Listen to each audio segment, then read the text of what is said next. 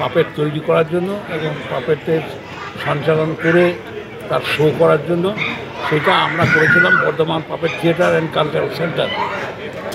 তার মধ্যে আমাদের যিনি একজন ছিলেন বিশেষ করে স্বপন রায়, আমার দাদা, এবং তিনি এখন গত হয়ে গেছেন, তিনি এক্সপায়ার করে গেছেন।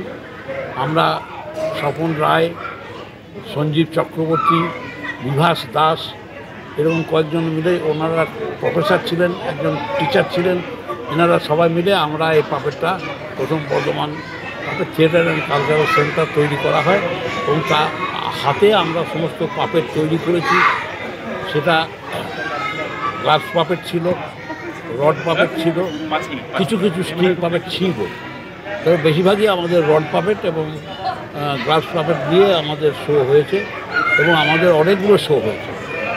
বর্তমানে আমাদের show Bardhaman puppet theatre and cultural centre বসে গেছে, তার কারণ হচ্ছে স্বপন রায়ের মৃত্যু এবং সেই সঙ্গে আমাদের পাপেটের কিছুটা